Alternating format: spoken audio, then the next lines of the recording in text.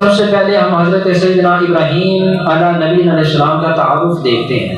حضرت ابراہیم علیہ نبی علیہ السلام آپ کی یہ وہ شخصیت ہے، آپ کی وہ ذات ہے جن کو جد الانبیاء کا لقب دیا گیا ہے۔ بولیے ذرا کیا لقب ہے؟ جد الانبیاء۔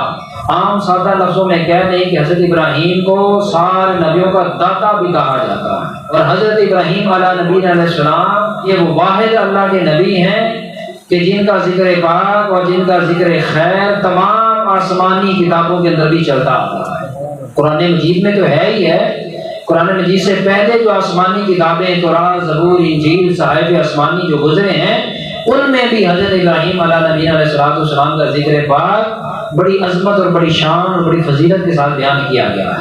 حضرت ابراہیم علیہ نبی علیہ السلام کا ذکر پاک تورات کے اندر جو کیا گیا ہے، کتاب تورات جو حضرت موسیٰ علیہ السلام پر بطور وحی بطور شریعت نازل ہوئی تھی، اس میں حضرت ابراہیم علیہ السلام کا نام ابرام آیا ہے، ایک مقام پر ابراہم آیا ہے، تیسرے مقام پر ابراہام آیا ہے۔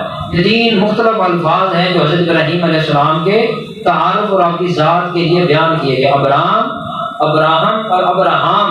قرآن مجید برہان رشید نے جب حضرت سیدنا ابراہیم خلیل اللہ علی نبی علیہ السلام کا ذکر پاک کیا تو قرآن مجید نے پھر آپ کا عربی نام جو ہے ابراہیم وہ استعمال کیا، اور قرآن مجید برہان رشید کی 25 صورتوں میں 69 مرتبہ یعنی 25 صورتوں میں 69 مرتبہ اللہ کے محبوب نبی حضرت ابراہیم علیہ السلام کا نام مبارک لفظ ابراہیم استعمال ہوا ہے۔ اب چاہے عبرانی زبان ہو، چاہے سریانی زبان ہو، چاہے عربی زبان ہو، ان تمام لغت کے اندر لفظ ابراہیم یا ابرام، ابراہم یا ابراہم، ان سارے لفظوں کا جو معنی بنتا ہے وہ معنی ایک ہی بنتا ہے، اور وہ معنی ہے کثیر امت رکھنے والے، کثیر آل اولاد رکھنے والے، کثیر گروہ رکھنے والے۔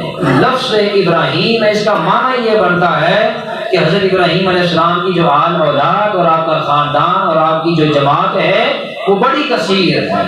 اسلام کے راستے پر جتنے بھی اقوام چلتی آئی ہیں ان ساری اقوام کو ملت ابراہیمی کہا جاتا ہے۔ رب العزت نے محبوب نبی امام الانبیاء حضور تاجدار کائنات صلی اللہ علیہ وسلم کو بھی جب آپ نے اعلان نبوت فرمایا تو اللہ نے کیا فرمایا؟ وَاتَّبَعَ مِلَّةَ إِبْرَاهِيمَ حَنِيفًا۔ اے میرے محبوب نبی آپ کو بھی یہ حکم ہے کہ آپ بھی اپنے باپ جد الانبیاء حضرت ابراہیم علیہ السلام کی ملت کو آگے لے کر چلیں تاکہ قیامت تک حضرت ابراہیم کی ملت چلتی رہے۔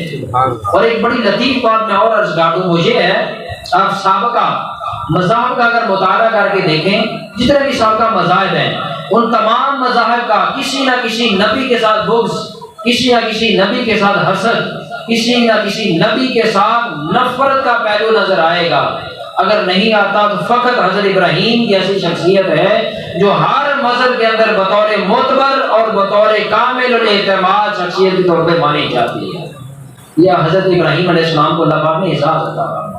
آپ کے والد گرامی کا نام طارق ہے، آپ کی والدہ کا نام بطرہ بنت نمر ہے، اور آپ کا جو زمانہ ولادت ہے وہ حضرت سیدنا نوح علیہ السلام سے تقریباً 1700 سال کے بعد حضرت ابراہیم علیہ السلام دنیا میں تشریف لائے، اور حضرت سیدنا عیسیٰ روح اللہ علیہ نبی علیہ السلام سے تقریباً 2160 سال پہلے حضرت ابراہیم علیہ السلام دنیا میں تشریف لائے تھے۔ اور آپ کا جو شہر ہے مسکن جہاں پر آپ تشریف لائے وہ بابل شہر تھا، اور اس کا نام ہے اور دوسرے لفظوں میں بابل کہا جاتا ہے۔ اور آج کی جدید جغرافیائی حدود کے اعتبار سے جو ملک عراق ہے وہ عراق کی سرزمین حضرت ابراہیم علیہ السلام کا شہر تھا، وہاں پر آپ کا ولادت باسعادت ہوئی۔